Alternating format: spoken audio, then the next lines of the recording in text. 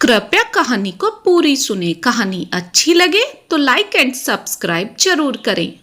जोर के तमाचों की आवाज से पूरा बरामदा गूंज उठा। लाल किशन जी ने पलटकर देखा तो उनकी पत्नी सरोज जी उनकी बेटी अनामिका पर रैप्टो की बौछार कर रही थी। अरे अरे, शर्म करो जरा सी, जवान बच्ची पर हाथ उठाते हुए तुम्हें जरा भी शर्म नहीं आ रही। लाल किशन जी ने किसी तरह अपनी पत्नी सरोज जी को संभाला। पैदा होते ही ये मर गई होती तो आज मुझे ये दिन ना देखना पड़ता। तब नहीं मरी मम्मी तो आज मर जाऊंगी, मगर मैंने जो फैसला कर लिया वो कर लिया। मैं धीरेंद्र सर से शादी करके ही रहूंगी। कहते हुए अनामिका तेज कदमों से अपने कमरों की तरफ चली गई और दरवाजे को जोर से बंद कर दिया। सरोजी अपनी साड़ी के आंचल से अपने आंसू पूछते हुए फूट फूट कर रो पड़ी। देख रहे हो आप अपनी आजादी का नतीजा। आपकी 25 साल की बेटी 55 साल के अधेड़ से शादी करना चाहती है। कैसे मुंह दिखाएंगे हम रिश्तेदारों में, किस किस को जवाब दूंगी। जानकी चाची ने अच्छा खासा रिश्ता सुझाया था, तभी इसके फेरे फेर देते तो आज ये दिन ना देखना पड़ता। मगर आपको तो अपनी बेटी के पैरों पर चलना था ना। जो बेटी ने बोल दिया बाप ने कर दिया। कभी एक थप्पड़ मारा होता तो शायद थोड़ा डर रहता इसके दिल में। लाल किशन जी अपनी हाथों से अपनी आंखों को दबाए बरामदे की सीढ़ियों पर बैठे थे।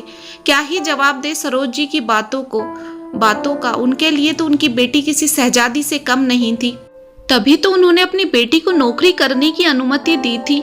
कितनी खिल्लियां उड़ी थी मोहल्ले में जब अनामिका स्कूटी से नौकरी करने जाती थी। लाल किशन तो लड़की की कमाई खाता है, देख लेना एक दिन भाग जाएगी ये, और लाल किशन मुंह देखता रह जाएगा। मगर लाल किशन जी ने सभी बातों को किनारे करके अपनी बेटी को नौकरी करने की जिद पूरी की। मगर क्या हासिल हुआ लाल किशन जी को। आज उनकी बेटी अपने 55 साल के बोझ से शादी करने की जिद पर अड़ी है। बेटा खाना खा ले, ऐसा भूखा रहना अच्छी बात थोड़ी है। लाल किशन जी अपनी बेटी के सिराने खाने की थाली लिए खड़े थे, मगर अनामिका बिस्तर पर औंधे मुंह पड़ी थी। बेटा ऐसी जिद मत कर जो तेरा बाप पूरी न कर सके। पापा आप लोगों को दिक्कत क्या है इस शादी से? मैं जिंदगी भर गरीबी में पड़ी रहूं, आप यही चाहते हो? धीरेन्द्र सर से शादी करके मुझे पैसा, गाड़ी, बंगला सब कुछ मिलेगा। घर में नौकर चाकर होंगे, रानी बनकर रहेगी आपकी बेटी। आप कितनी भी खाक छान ले, मगर मेरे लिए ऐसा रिश्ता नहीं ढूंढ पाओगे। लेकिन बेटा शादी तो हम उम्र में होती है, अकेले पैसे से जीवन नहीं कटता। साथ सहयोग और सम्मान चाहिए होता है। एक शादी में हमारी भावनाओं को समझने के लिए एक हम उम्र साथी की जरूरत होती है। बेटा कैसी बातें कर रहे हो पापा आप? पैसे से कुछ भी हो सकता है। साथ चाहिए हो तो पार्टी कर लो, सहयोग चाहिए हो तो कितने से नौकर चाकर हैं घर में, और भावनाएं तो हमारा मोबाइल भी समझ लेता है। तेरी मर्जी बेटा, तेरा बाप होने के नाते तुझे समझाना मेरा फर्ज था, आगे तेरा नसीब। बोलकर लाल किशन जी कमरे से बाहर चले गए। टूटे मन के साथ लाल किशन जी ने अपनी बेटी अनामिका की शादी धीरेंद्र से कर दी। अनामिका महल जैसे घर में दुल्हन बनकर आ गई। धीरेंद्र के घर में धीरेंद्र और कुछ नौकरों के सिवा कोई भी नहीं था।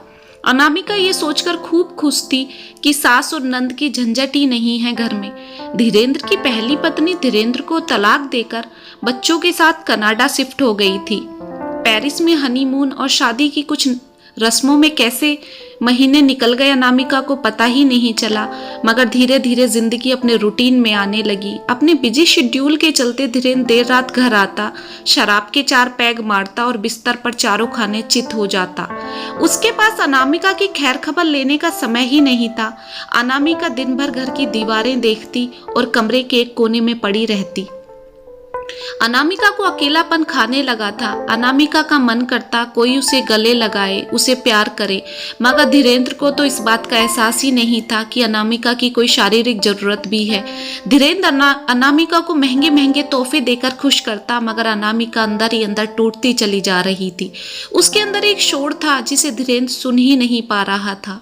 अनामिका धीरे धीरे डिप्रेशन की शिकार होती चली गई, मगर धीरेंद्र के पास समय ही नहीं था जो वो अनामिका में हुए परिवर्तन को देख सके। जब धीरेंद्र को अनामिका के परिवर्तन का एहसास हुआ तब तक बहुत देर हो चुकी थी। अनामिका एक जिंदा लाश बनकर रह गई थी।